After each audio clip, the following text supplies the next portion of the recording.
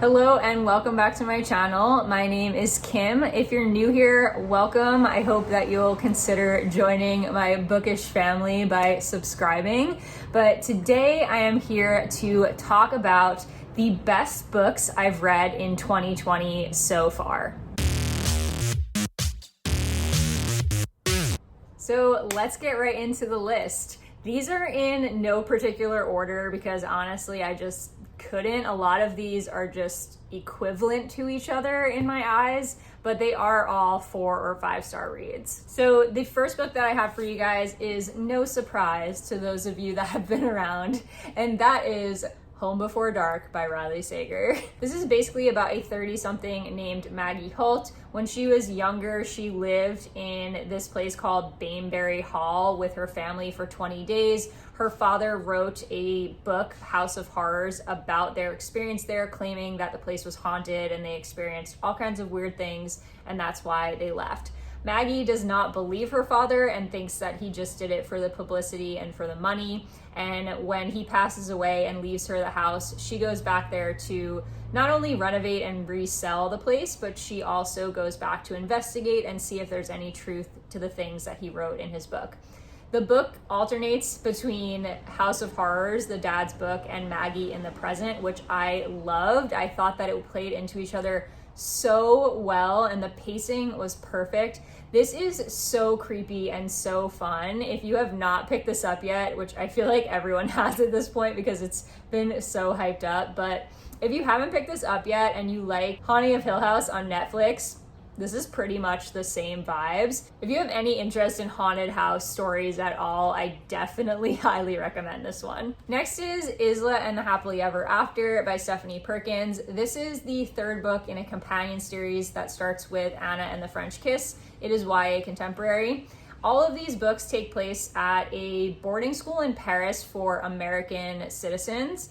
And this one centers around Isla, who is a student at the school who has had a crush on this boy, Josh, for quite some time. I think since her freshman year, if I remember correctly, and they're now going into their senior year. She runs into him in New York over the summer before their final year and has sort of an embarrassing encounter because she is like hopped up on pain medication because she just got her wisdom teeth taken out, and she runs into him and kind of acts pretty silly. And they have kind of this awkward encounter, but then they go back to school and they become friends, and that turns into a romance, obviously, because these are romance books. This is my favorite of the series. I've read all 3. I actually gave them increasing stars. Like Anna and the French Kiss got 3, Lola and The Boy Next Door got 4, and this got 5 stars. I just feel like this series gets better with every book. You don't necessarily have to read them in order, but if you read like the second or third book before the first, you might miss out on some of the connections because they're basically like stories about side characters from the previous book. So there are going to be some references to the previous 2 books, but it's a completely different story. They're not like direct sequels to each other. So this one, highly recommend for anybody who likes YA romance or rom-coms, because this had just so many rom-com vibes. It's funny, it's cute, it's happy. The reason this got 5 stars for me is not because this is an amazing piece of literature by any means, but it made me so happy in the moment that I just had to give it 5 stars. Like, I loved the experience of reading this book. Next is An Absolutely Remarkable Thing by Hank Green. I'm sure none of you are surprised at this point. So this one is just one of my favorite books. I just reread it, so this is a reread. I'm not shocked it got 5 stars again. It was just as good as the first time. So if you don't know, this is the story of April May. She's a 20-something who becomes internet famous when a YouTube video she creates with her friend goes viral. Essentially, these transformer-like statues land in 64 cities around the world, and she happens to be one of the people that walks past them at like 2 a.m. when she's coming home from work. They create this video, put it up on YouTube, it goes viral, and she becomes kind of like the spokesperson of the Carls, which is what they're calling these statues that have landed. This is science fiction. It has to do with aliens, but this first book, at least, is not very heavy on the science aspect of that. It's definitely more social commentary. There's a lot of commentary on internet fame and our, how we look at fame in our culture, what it means to be on social media, a lot of commentary on like branding and how people start to look at themselves as brands rather than people. And also just a lot of great commentary on humanity, the good and bad of how we interact with each other and how we would interact with each other given these circumstances. I love this book so much. Like, I highly recommend this to anybody, even if you don't like science fiction. This is still such a good book. I can't imagine anybody not liking it. April May is definitely not a likable character, but that's intentional. She makes bad decisions and she's not likable, but that's like the whole point, because you're not supposed to like her and you kind of can see her going down this hole of internet fame and you just are like cringing at her decisions. But it really makes you think. It makes you think about how people do this to themselves all the time, how we ruin relationships in our lives, or we start to look at ourselves as brands and worry so much about our image on social media that we forget to be humans and look at each other as human beings. So highly recommend. Please check this out if you haven't read it yet. Next is Everything Leads to You by Nina LaCour. So this was my second Nina LaCour. I think this one was actually published before We Are Okay, which is one of my favorite YA books. This one was not as good as We Are Okay. At least I didn't enjoy it as much. I gave this one 4 stars, but it was still really good. I think that Nina LaCour writes characters really well, and she also writes relationships really well. And as far as I know, all of her books do include sapphic romances. This one does, and We Are Okay does as well. I can definitely speak to that because I've read these two. This one is about a girl named Emmy who basically starts staying in her brother's Los Angeles apartment. She's also from Los Angeles, but she stays in her brother's apartment during her senior year, and she's working as a production assistant, but she works specifically in set design. I forget exactly what her title is, but she works on set design, and she's kind of like made a name for herself and worked her way up, so she actually gets to make some decisions and be involved in designing the set for this movie that they're working on. And she has just broken up with her girlfriend, and it was like a very toxic relationship. They were very on again, off again, and her girlfriend really didn't treat her very well. And so she's kind of reeling from that breakup, but this is definitely a very like finding yourself kind of story. If you have any interest in Hollywood or Los Angeles or kind of like that culture of movie making, this is a really interesting read. I really liked how much that was included. You get a lot of kind of insider info or a glimpse into what it's like to work on a movie set and what it's like to be in design, which I thought was kind of cool. It's also about her getting into a relationship with a new girl that she meets through this movie that she ends up working on. So there is a romance to this, but I wouldn't say the romance is the driving plot. I think there's a lot of commentary on just like finding yourself as someone who is graduating college. I think there's also just a lot of reflection on relationships and healthy relationships. And again, a lot of Hollywood culture involved. This is definitely a lighter, fun read, but it did also have some substance to it. So I would recommend if you like YA contemporaries. Next is Hand on the Wall by Maureen Johnson. This one is the 3rd book in the Truly Devious series. This one came out this year. Yes, I think in like January. I love this series so much. Obviously, you have to read them in order because this is a series, and so you can't just start with the 3rd book. But oh my god, if you like YA mystery, definitely check out the Truly Devious series. This is such a good series.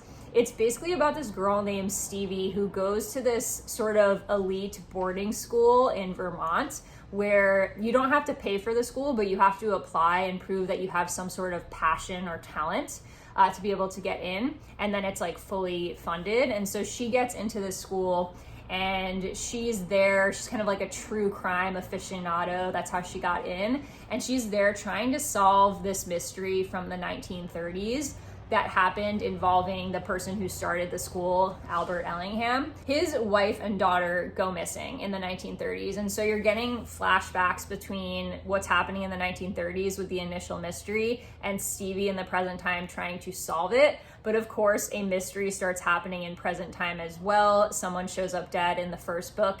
And so she's kind of trying to also solve the current mystery that's going on as well, and trying to figure out what if anything, is the connection between the initial crime in the 1930s and the current crime in her time. This is the conclusion, obviously, to the series, and chef's kiss, so good.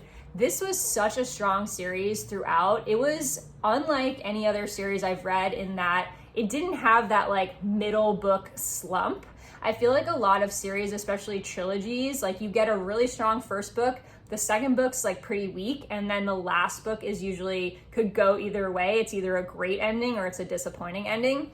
This was strong throughout the entire series. Like every single book was awesome. And so I highly, highly recommend this as a YA mystery series. Next is The Institute by Stephen King. This one's pretty hefty one, as most Stephen King books are. This one is one that I read pretty recently, and it's definitely one of his newer books. I think it came out like a year or two ago and won for the horror award for Goodreads, but this isn't really horror, by the way.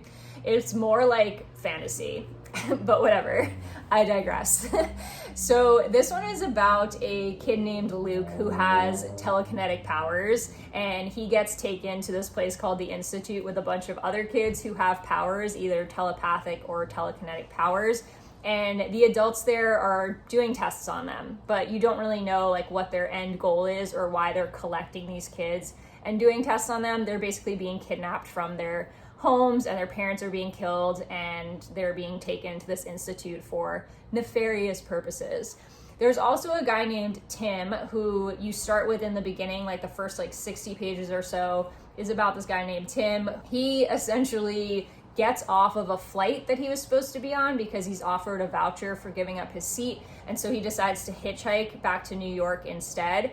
And he just stops randomly in North Carolina and takes this job as a night knocker, which I think is like a policeman that kind of like checks the streets at night, but not like a full policeman.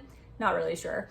But he takes this job and he gets tied into the story later. Like he ends up being part of Luke's story, but it does start with him and then gets into Luke.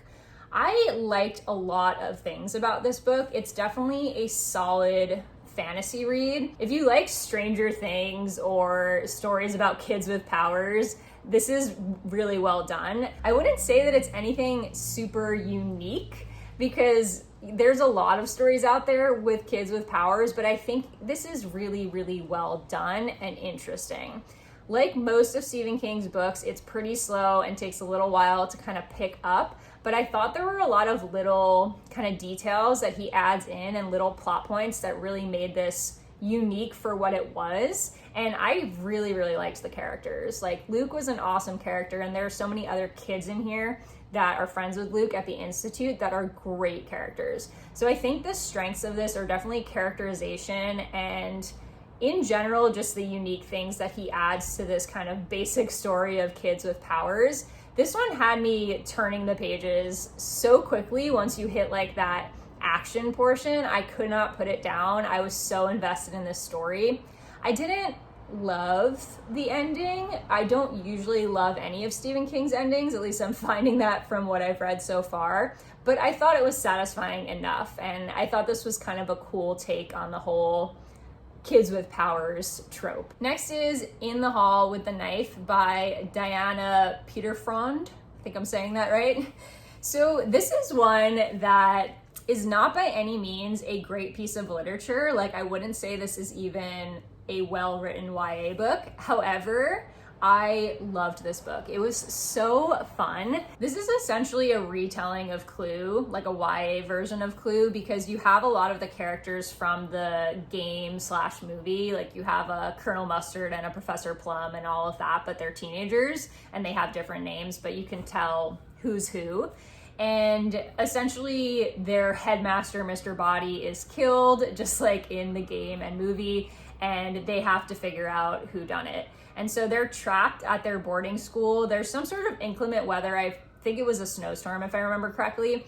And they basically get trapped in this one building together, and they have this body there, and they're trying to figure out who killed Mr. Body, and then other things start happening and people start getting killed. And so it's pretty much a retelling of the movie, but with teenagers in a boarding school.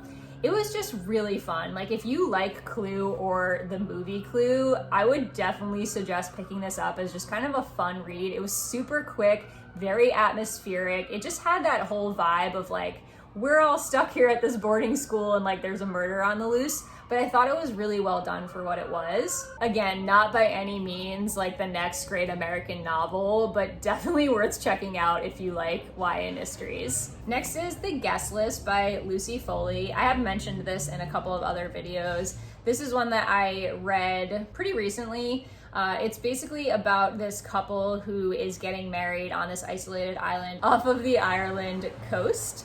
And they have a bunch of guests coming there for the wedding. There's some inclement weather that makes it difficult for them to be outside or to get off the island. And the night of the wedding, someone is murdered. What I like about this is it's kind of like a twist on a whodunit, in that she tells you right away that someone's been murdered in the beginning on the wedding night, but she doesn't tell you who was murdered. And obviously she doesn't tell you who did it either, but you don't actually know who died until like 2/3 of the way through the book, maybe more. And so you're trying to guess not only who done it, but also who got murdered. And I really enjoyed that because I thought it added kind of like another layer to the story. This is also super atmospheric. If you like isolated murder mysteries at all, then definitely check this one out because it's super atmospheric with like the storm happening and them being trapped on this island. This is told from the point of view of 6 different people who are there. It's like the best man, the wedding planner, the sister of the bride, and a couple of the groomsmen are involved as well. So you're getting everyone's viewpoints and you're kind of starting to put together their connections to each other as you're learning more and more about them. The characters were so well done and I was absolutely shocked by the plot twist. There are like 3 big reveals towards the end of this where I was like throwing the book against the wall shocked. Like I was like, what?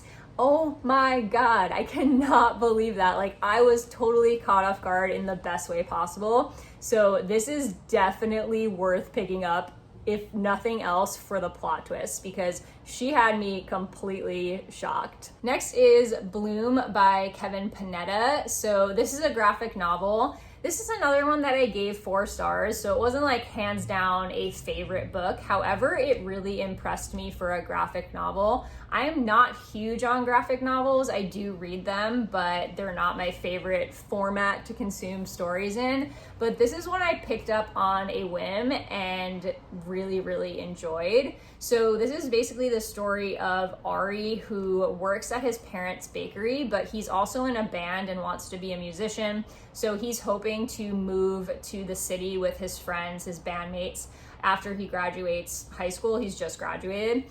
So that he can pursue music. But his parents need his help at their bakery and they don't really want him to go, and they kind of guilt trip him about it. So he ends up hiring this guy Hector to help out at the bakery and to eventually replace him.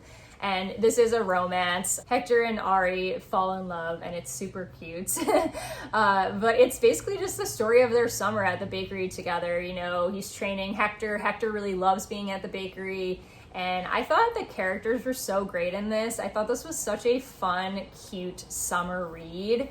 And it just made me happy. Like, it was just cute. The art was beautiful. It reminded me a lot of Heartstopper. So if you liked Heartstopper, I would definitely check out Bloom because it has kind of similar art style and similar vibes. And lastly is Red, White, and Royal Blue by Casey McQuiston. So this one is almost on here mostly because I was shocked by how much I liked it. I know everybody was talking about this and I'm not the first person to ever recommend this book by any means. I think I actually read it way after a lot of other people did.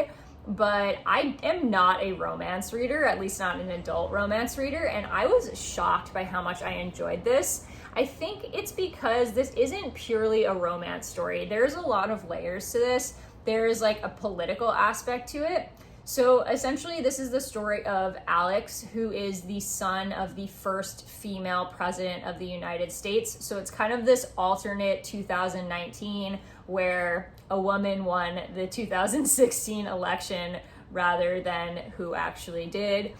And he is the son of that first woman president, and he gets into this situation with Prince Henry of England where he knocks him over at this royal wedding, and so it looks like really bad at the time, and he has to pretend that they're friends and it was just a joke. And so they have to go out on these kind of like friend dates to show that they are so close and they really like each other. But obviously that ends up turning into something more. So it's definitely that, not fake dating trope, because they're not really fake dating. They're kind of like fake friends, but it turns into a romance. I loved the character of Henry. He was so snarky and fun and sweet and like such a soft boy. Alex was a bit abrasive. I didn't love him, but I loved their romance together. I also really enjoyed that this one included, in addition to the political elements, there was also sort of a mixed media element, because there are parts of the story that are told through emails between Alex and Henry, and getting to see their interactions with each other like one-on-one was so cute. I thought it added a lot to the story and kind of like a nice fun element on top of just the narration of what was happening. There's also quite a bit of commentary on politics and how we view LGBTQ culture and how a lot of people in America still have not fully accepted LGBTQ culture, and kind of just like commentary on red versus blue states. There was a lot of politics talk. So that wasn't my favorite thing about it, but I think it added an extra layer to the story. So it wasn't just a fluffy romance. Like there was actually some intrigue beyond just that general romance. And I loved how this ended. It like almost had me tearing up. It's such a sweet ending, and it really just left me wishing that our real world was more like the world in this book, because things just end on such a happy note, which is the opposite of what is happening in the real world. But yeah, if you haven't read this for whatever reason, I would definitely pick it up if you have any interest in the plotline or in adult romance. So that wraps it up for today's video. I hope that you enjoyed. If you like this video, don't forget to give it a thumbs up and hit that subscribe button down below to get more bookish content from me in the future. Let me know in the comments if you've read any of these books and what you thought, or alternatively, what your favorite books of 2020 have been so far. I'll see you guys in the next video.